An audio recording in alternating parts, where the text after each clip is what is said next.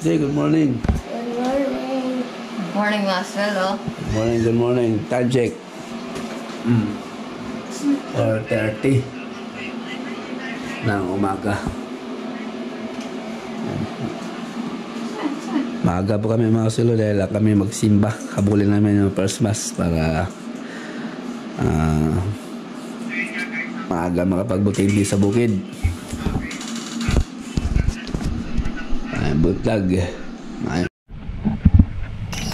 Tungo na po kami mga sulo sa simbahan ng bayan ng Baybay. Napakaaga po kami. First mass po ang aming hinahabol para maaga kami makauwi at maaga dire-diretso na kami sa bukid. Maraming buting-ting pa sa bukid. Araw po ng linggo ngayon, kaya happy Sunday po sa lahat at tala po ay samahan niyo po kami magsimba. Papasalamat po kami sa mga grasya na natatanggap po namin at sa mga hindi po namin hiningi na binigay po binigay po niya. Ayan. At sa mga hiningi po or pinangarap ko ngayon ay binigay din po niya at ipinagkaloob sa akin katulad ng tractor. So maraming salamat. Kaya tungo po tayo sa simbahan para makapagpasalamat sa mga blessings. So ayan, happy Sunday po sa lahat.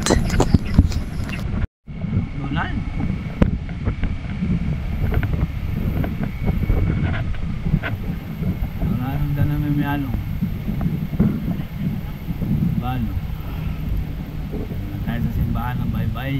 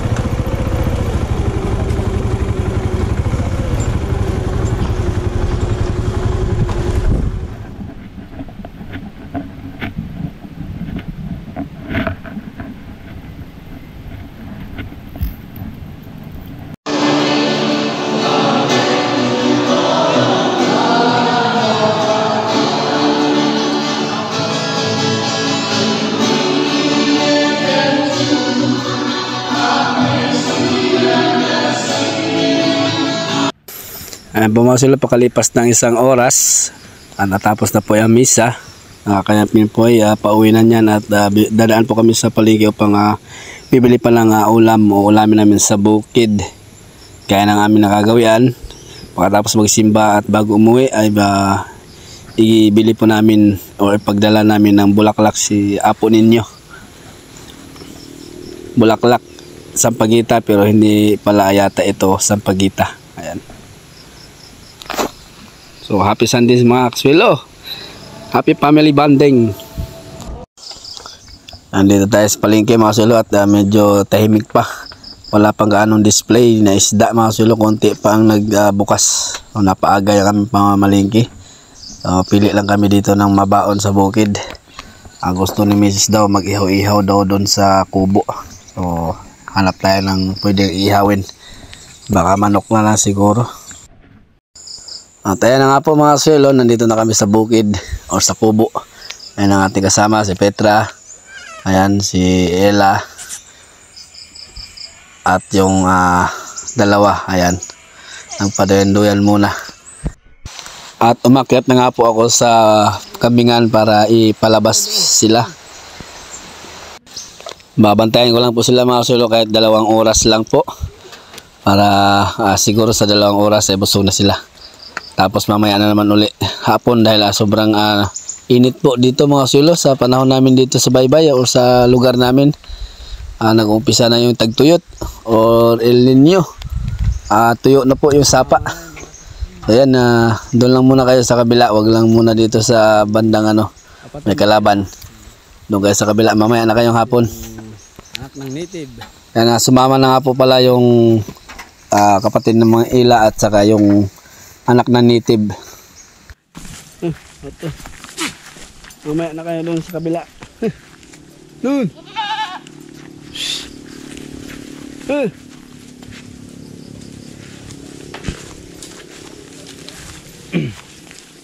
Wala po akong ibang ano na, mga kasuelo sa ngayon.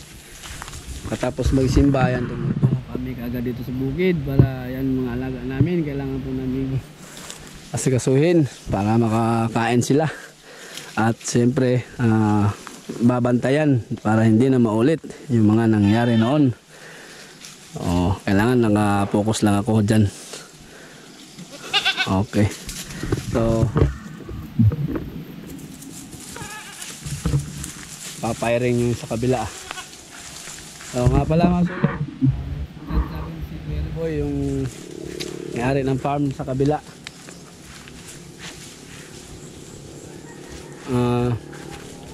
Meron ng isang triplets doon. Ang isa ay hindi na pinapadidi dahil malakas na silang dumidi. So ayaw na ng nanay, para nasasaktan na yung nanay. Ayun ang aking kuhanin doon, i-pull out ko na doon yung isa. Papadidihin natin, ihangkit na natin. So, si Petra, mangyayari niya si Petra, ayun, nandun nga sa kubo. Siguro mamaya siguro ay iwanan ko na dito. Dahil maano na sa gatas kapag tatlo na sila doon. At si Petra naman ay makain na siya ng damo. So okay na siya dito. Umaga at hapon na lang ang kanyang pagdidi. Uy, pumuputok. So yun lang mang ang aking ano ngayon, vlog ngayong araw. Pahinga muna ako sa mga gawain kasi medyo ano ako ngayon, masama yung nadarama. Dahil mainit kahapon tapos biglang naulanan kaya medyo may ano ako, medyo may sinat ba. Pahinga ko muna.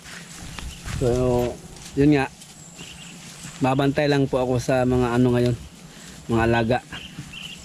Yun lang ang ating yung kambing or bisiro doon para ihanpid na. Ayun, kalat-kalat na sila, nandyan sila sa loob. Gumagala na si triplets. Kaso si Daniela nasa kubo. Ay, si Daniela, si Ella pala. Ay, nabanggit ko naman si Ella. Ano. Tapos ito yung kanilang paboritong puntahan mga usulo kapag pinapalabas ko. Dahil yun nga, sobrang init na ngayon dito sa amin. So gusto siguro nila medyo malamig-lamig kaya nandito sila sa ilalim ng puno. Ayan, dito sa gubat. Kaya ako naman ay siyempre tudubantay sa kanila para ligtas sila. Yun lang ang aking ma-share po sa inyo sa ngayon. Umiiyak si Nitib. Umiiyak si Nitib. Siguro hintayin ko lang ito hanggang alas 12 tanghali. Pauwiin ko na sila tapos siyempre punta tayo sa kubo para tayo naman ay kakain. Si Mrs. na bahala doon handa na namin pagkain. Antay-bayanan ko muna sila. Buti nandito sila sa malilim, hindi tayo mainitan. Yan.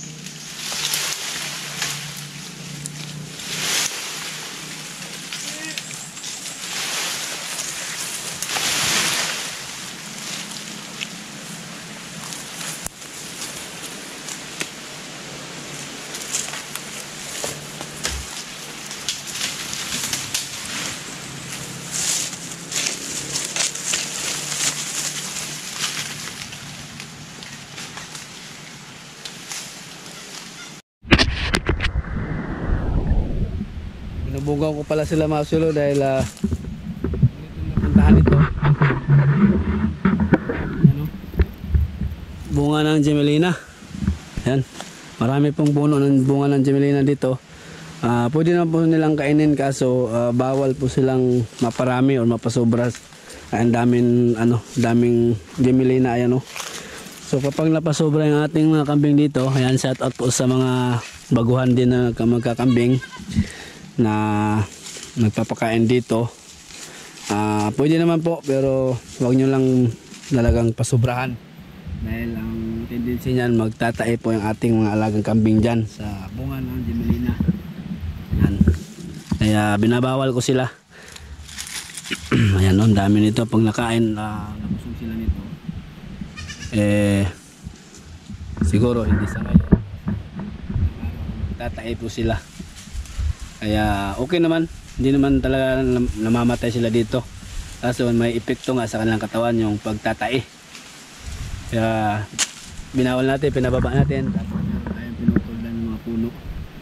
Yan, yung ating puno ng tibig or tubog. So okay lang naman yan naputulin. Kusa naman po silang tubog. Hindi naman po yan, gamit na kahoy. Maliban lang yung mga Gemelina, yan. Bawal natin putulin kasi nagagamit yan. Katulad dito, yung mga tubog. Okay lang putulin to. Wala namang value itong tubog na ito. Nakakain nga ito. Yung hinog, pero hindi pa ako nakakain. Nakikita ko lang sa isang makain ng tubog. Pero ayaw ko.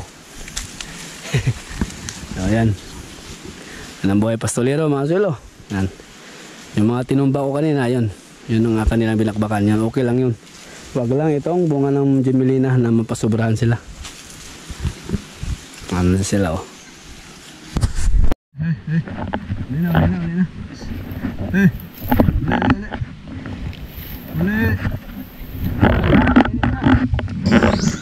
Yan po mga silo, naka-2 oras na po sila sa labas kaya pinapauwi ko na sila dyan. At nga pala mga silo, napapansin nyo sa ating audio ay nawawala minsan yung ating boses. Sa ano po yan, sa GoPro. Nag-depict na yung GoPro natin, may ano na, diferensya. Nawawala na yung audio or kapag nagagalaw, nawawala yung aking boses minsan. Kaya pasensya na po mga silo. Kaya yan, pinapauwi na yung mga kambing natin para tayo na may uuwi na sa kubo. Busog naman sila. Ale.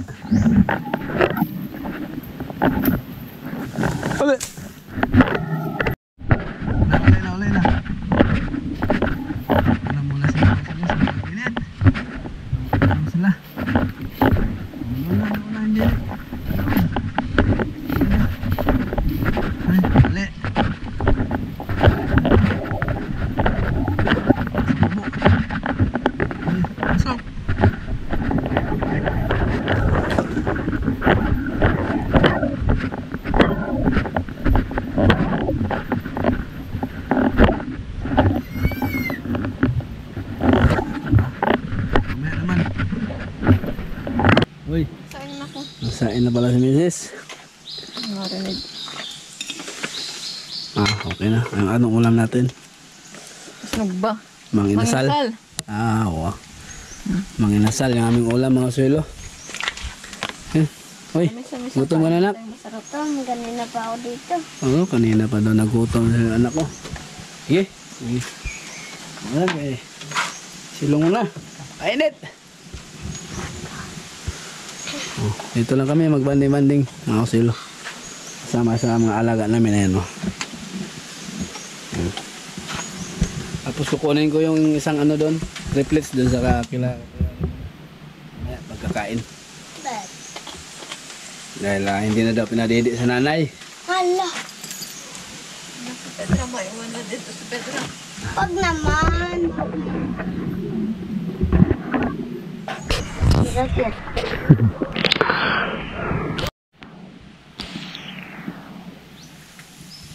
Sarap ng ulam natin, Jeo. Bang inasal.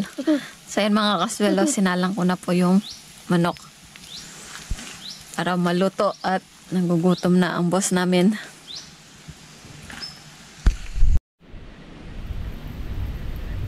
Sa kanang nagpaminaw ka lang, nagkanang sa parang ismilife, ngayon buntag, ganyan ka na ni Apitan doon.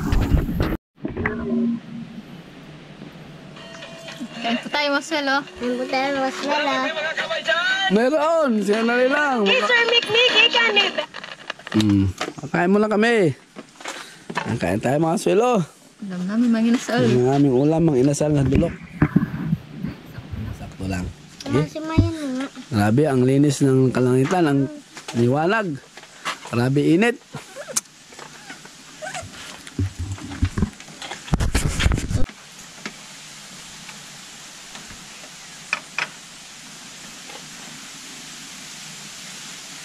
Ano sa salit mo?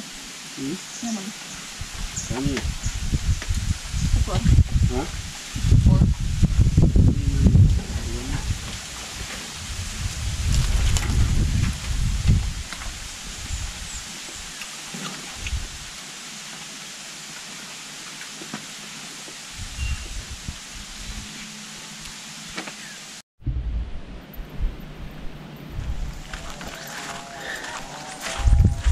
Painom muna kami mga swelo sa baka at kambing.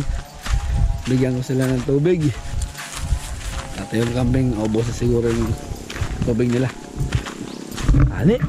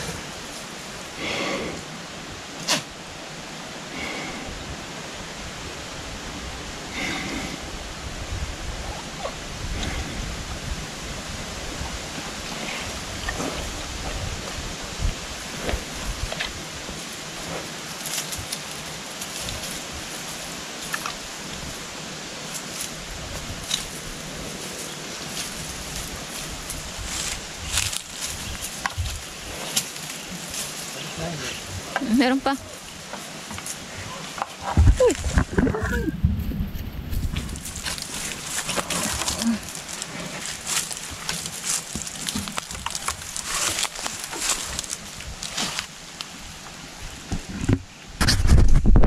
So ayan po mga kasuelo, meron po napansin si Mrs. ni Marivic na nagtatakas po siya. Pero hindi niya alam na alam ko na yung ugali ni Marivic. Hindi niya kasi ininom yung tira ni Princess. So nagtaka siya bakit hindi ininom. Kaya ayan ang ginawa ko mga kasuelo. Pero hindi alam ni Mrs. na alam ko na ayaw inumin talaga ni Marivic yung tira ni Princess. Sandali.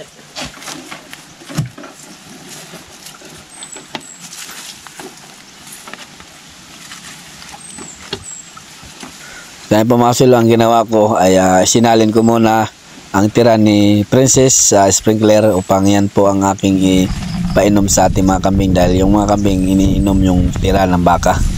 So kaya nagtataka po si Mrs. Uy!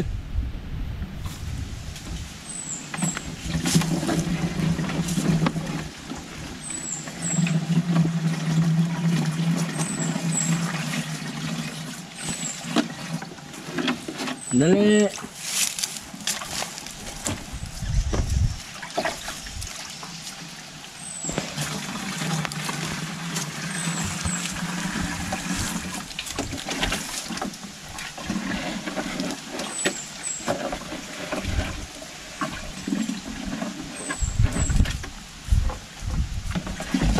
Inom yung inuman na eh. Ba ba rin kaya ng Princess? Hindi. Sila na. Ilan yung baka niya. Ano, bago. May pala kaya ng may tungkin.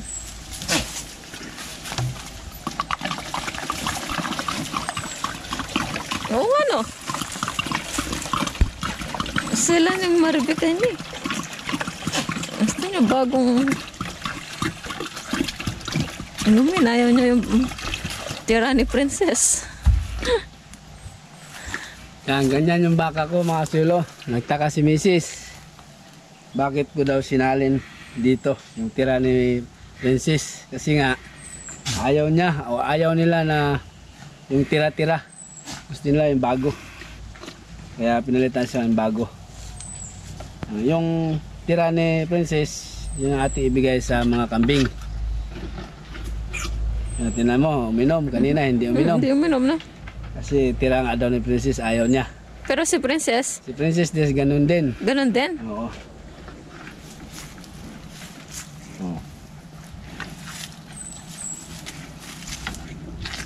Silan dito eh.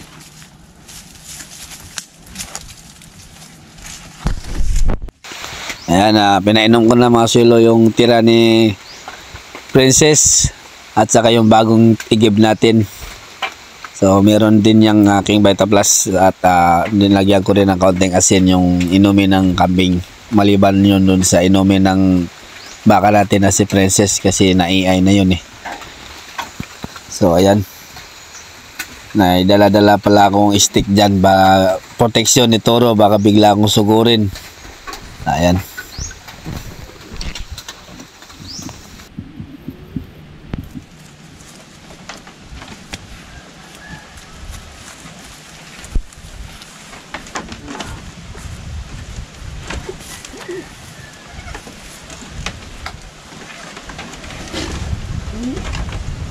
Yan, sa susunod nga po pala ng paglalandi nito ay ipapa-AI ko na.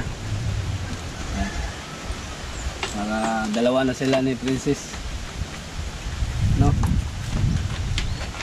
Sabi ng technician sa susunod na paglalandi daw niya ay pwede nang i-AI-in.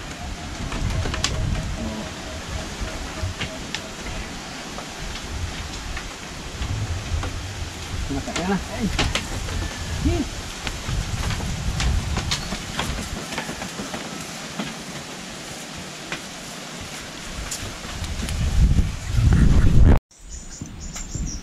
Ay po mga kasulo, bumalik muna kami sa kubo muna dahil Napakainit. Mamaya na namin ilabas yung mga kambing uli. Tapos dahil sa sobrang init po mga kasulo, ito na siguro yung bali-balita na El Nino. Kaya tingnan nyo po yung sapa dito. Ayan o. ayan, nawala na po tubig mga kasulo, yung sapa natin. Ayan yung kubo oh. El Nino na. Dito sa taas medyo meron pang konti. Yan. Kaya buti na lang po mga kasulo ay mahiwaga yung ginawa ni Lolo Insong, ni Lolo ko na balon. Hanggang ngayon ay nandyan pa rin at hindi na uubusan ng hindi na uubusan ng tubig. Kaya doon tayo nakakuha ng pang-inom ng baka, mga hayop, mga alaga natin. Yan, kasi yung sapa, natuyo na.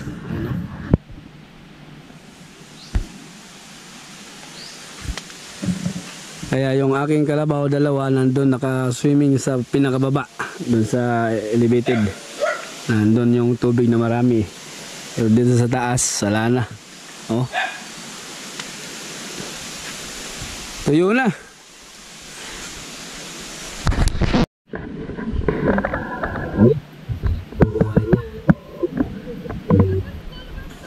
Mag-review pa. Time na mga kasulo sa pagdidi nila. Nakyat ko, nagaw ni Petra. Nangaagaw na si Petra eh. Si Petra may iwan na sa bukid. Sarado naman doon. Dahil magdadagdagan kami ng isa, kukunin ko na mamaya. Ano? Dali, Petra. Malakas na rin kumain ng damo eh. Ayan po mga kasulo, puntahan ko lang muna ang ating triplets dito sa farm ni Kuya Riboy, sa aking pinsan. So ang sabi niya ay kailangan daw i-pull out yung isa na bisiro dahil hindi na yata nakakadidi.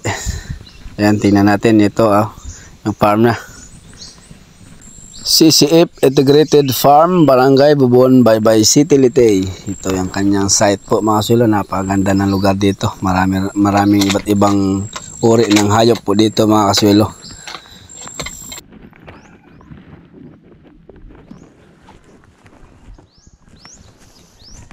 Ay. Kunin natin.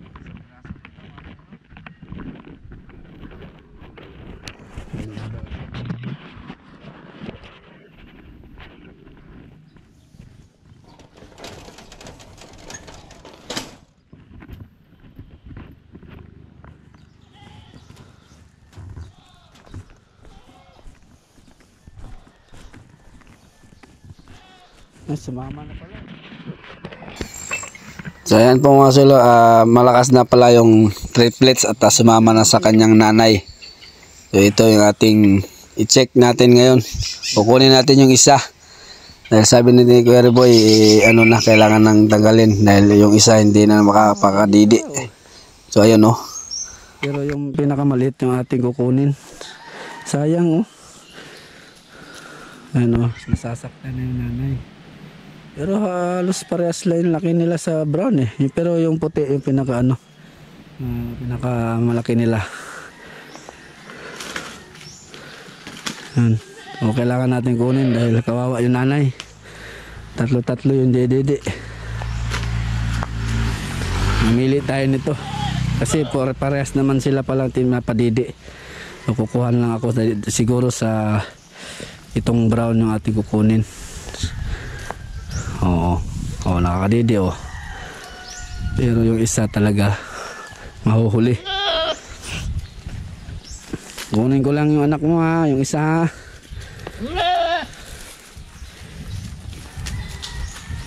Ito, yung kunin ko kamukha ni Ella para dalawa silang brown. Ali. Maiwan yung dalawa. Maiwan. Yung brown na may puti. Tapos yung kulay white. Ate. Kawawa. Kawawa, nawalay sa nanay. Kailangan natin gawin. No? Wala rin silang ano dito.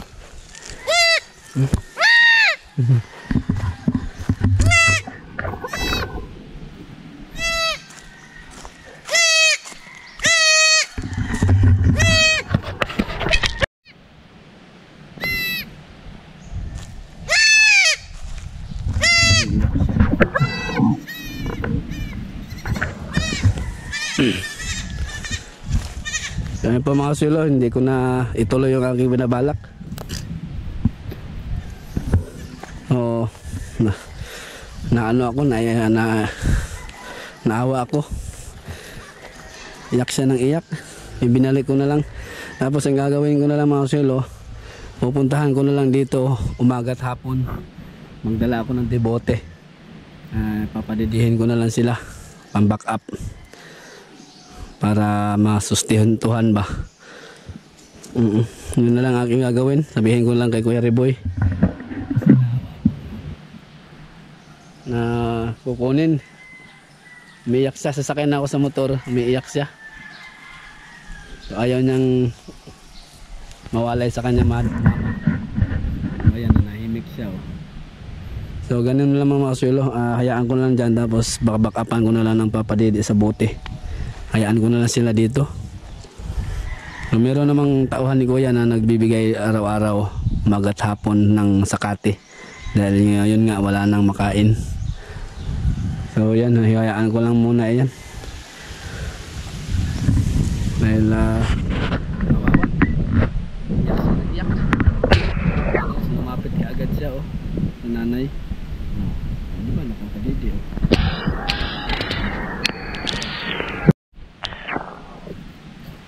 Hayaan ko na lang mga sulo. Kawawa eh.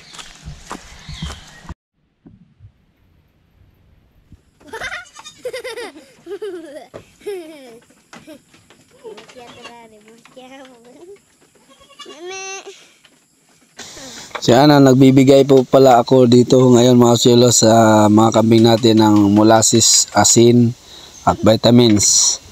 Yan, balik tayo dito sa kambingan. So, hindi ko na lang kinuha yung isa doon sa triplets. So ano ko lang, i-monitor ko lang sila. Yan, may dala-dala tayong stick kasi baka bigla tayo sugurin ni Toro. Si Toro lang naman ng kolokoy dyan eh. Yan, nagbibigay tayo ng ng molasses. Yan po binibigay kong molasses mga sulo ay binigay lang po yan sa aking kabro, kamembro sa Sunriser Sopa, mga farmers din. Meron siya maraming molasses, binigyan tayo ng 1 galon. So nakakatipid tayo. Dahil isang 1.5 kung bibilhin mo ay 90 yata or 100. Hindi ako nakakamali. So gustong gusto po nila yung molasses mga suelo. Meron din yung asin sa kawayan para ganado din silang uminom ng tubig niyan. Kapag nakadilat sila dyan, inom lang sila ng inom. Gusto niya, si Petra pa. Petra.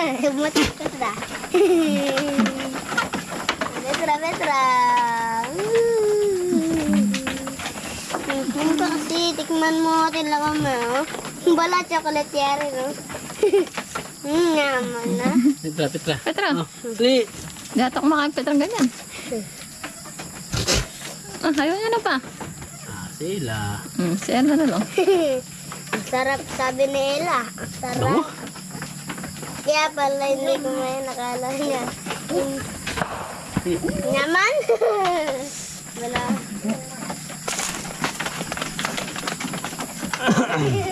May lipstick na sila. Agay. Amo kagatin. Silapin. Madalang lahat. Halo. Si Toro.